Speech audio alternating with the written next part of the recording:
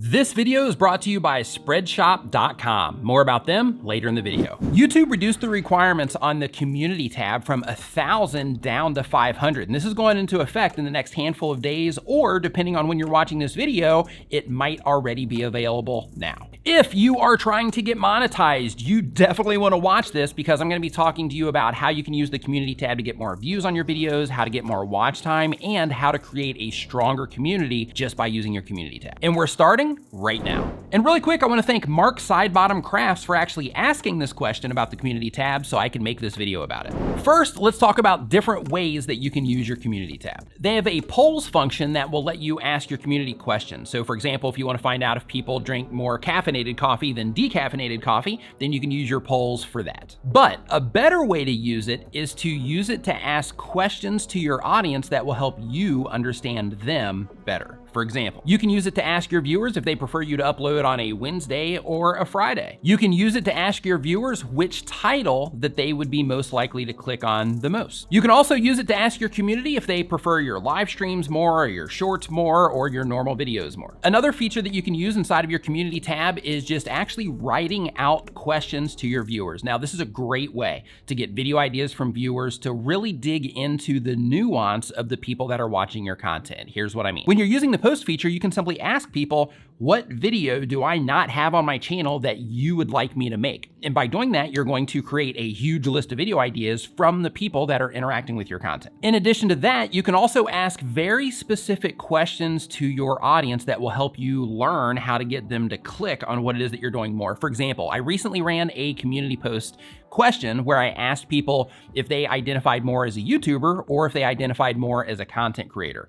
And a lot more people identified as content creators, which makes me think, okay, well, maybe I'm gonna start testing some of this content creator language in my titles to see if people will actually respond to that better. In other words, I'm using that as a tool to help me understand what you identify as so that I can better connect with you when I'm publishing my content. Another feature that you have with the community tab is the ability to post images. Now, when it comes to posting images, some things that you want to make sure that you're thinking about are, is the image that I'm getting ready to post something that the community at large would actually find interesting? If the answer is yes, you're good to go. Does this image that I'm getting ready to post in the community feed help people get excited about a video that I'm getting ready to publish or that I'll be publishing in the near future? If the answer is yes, then you're good to go. Does this image and the story that I write around this image help people get to know me and connect with me a little bit better? If the answer is yes, then you're good to go. But if you are thinking of posting an image and you're like, yeah, it actually doesn't fit into any of those categories, then in that case, maybe you want to reconsider, or you just want to define your own purpose for that particular post. Because a really important thing, a quick side tip here, a really important thing about YouTube is you want to make sure that you're being intentional about everything it is that you're doing, including how and when you're using the community feed. Okay, now let's get into the views, watch time, and the monetization stuff. First, you can increase your monthly view counts by sharing your content in your community feed on a regular basis, because community feed posts show up on home pages and they show up in mobile feeds as of the time of this recording. Because of that, this is a great way to get people that are already interacting with your YouTube channel to come back into your YouTube channel, to come back into your content. If you are trying to get into the YouTube Partner Program, which I'm assuming that you are, if you're on that road to 1,000 subscribers, then in that particular case, you also want to make sure that you level this whole thing up a bit by doing the following. When you share content into your community feed, instead of just sharing one video, it's advantageous, or it's going to help you out if you share links to a playlist that contain that video instead of just sharing the video by itself. The reason for this is because when you put together a playlist for, let's say, 3 videos in that particular playlist, and then you share that playlist into your community feed, then in that case, when somebody clicks on that particular playlist, they go into it, then the only options that they're going to have right there in front of them are all your content. And the next up spots are also going to be your content, because it'll go playlist video, playlist video, playlist video, and the next up, instead of it going into someone else's content. And technically, that's not really the next up spot, but you get the idea in terms of the video that they would be watching next if they're just sitting back and having a lean back experience on your content. Another thing to think about when it comes to your community feed and the very specific content that you're sharing into it is, once you do get into the YouTube Partner Program, you can also use this as a way to bring attention to content that typically gets a higher CPM. And by doing that, when you're sharing your videos in the community feed on a regular basis, not only are you increasing your view counts, not only are you increasing your watch time, but you're also increasing the amount of ad revenue that you're pulling in as well once you're in the YouTube Partner Program. So once you do get monetized, go in and look at the videos that have the higher CPMs on them and share that content to increase your ad revenue as well. Another thing that you can do in your community feed that will help you get more views and just more overall exposure on YouTube is something that we like to call a tab collab. A tab collab is simply where you share another content creator's content into your community feed and they share a piece of your content in their community feed. The cool thing about tab collabs is you can do it with content that you already have. You don't even need to make new content for it. If that's not a win, I don't know what is. But what you want to think about though when you are doing the tab collabs is you want to make sure that you are sharing content that would be of interest to your audience. So you just don't want to share random stuff in there. You want to share very specific things that you think your audience would enjoy. For example, when I do a tab collab on my channel, or if I just simply share any other videos from any other channels onto my community tab, I make sure first, before I share it, that it's a great fit for you and that it's gonna add value to you in some way. But tab collabs can be extremely effective for growing your YouTube channel overall and just bringing general awareness to what it is that you're doing. If you look at this screenshot, you're gonna see Roberto Blake has driven an extra 2,408 views to my videos over the last 90 days just by sharing a few videos in his community tab.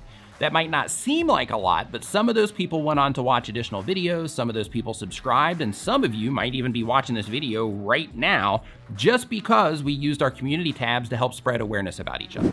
I originally started doing this with Brian G. Johnson and we saw how effective it was, so then once, of course, we figured out how effective it was, the floodgates opened, so to speak, on doing tab collabs. And as a pro tip, if you are already an established channel and you're watching this video, or once you do get established, if you're not yet, and you start working with sponsors, this is a great way to also bring additional awareness to your sponsors who might also have content that's being made for them on other YouTube channels. For example, what you're looking at on the screen right now is where I shared Daniel Battal's video about setting up a merch store using Spreadshop. Spreadshop is a great place to get your merch, by the way, but by sharing that there, since we both have that relationship with Spreadshop, in addition to the videos that we already make on our channels for our audiences, it also gives us that opportunity to share each other's content and help bring more attention to the companies that we work with as well. And real quick, since we are talking about them, I do want to let you know that even if you're not monetized yet on your YouTube channel, you can still set up a merch store through Spreadshop, and you can put a link to that merch store down in the description below, and it's all free to set up and to send people to, and you can start making money from them for free. I'll put a link to Spreadshop down in the description below so you can go check them out, or you can just go to spreadshop.com. But anyway, when it comes to the community tab, it's a community tab. So because of that, it's also a great place to share things like your YouTube milestones and that sort of thing that the community can get behind. So when you share that kind of things, it just kind of, helps people be like, hey, congratulations, and just kind of helps them track along with the progress that you're making as well. Those types of posts like milestones and things like that, those typically tend to get a lot of engagement on them. But when it comes to engagement, there's some really important things that I really want you to understand when it comes to the community feed. You're gonna notice that YouTube gives us stats on our community posts, but don't let those numbers throw you off. For example, you'll see this post here about YouTuber burnout, which is typically a low response topic anyway. It only got 3 comments and 66 likes in the feed, but you see the spike in views when you look at the actual video stats. In this one, it only got 22 comments and 175 likes, but you can see the impact that this one had on the video itself here. The reason that I wanted to show you that is because when you're sharing content, you might look and see like, hey, not a lot of people are liking this, not a lot of people are commenting on this, but what you actually wanna do when you are sharing video content is you wanna go look at the actual video results, and you wanna look at the stats there to see the impact that your community post is having on the videos that you share. Now look, I understand that if you're just getting started, the impact in terms of sharing a video and then that flow over from your community feed going into the video, it's not gonna be as big.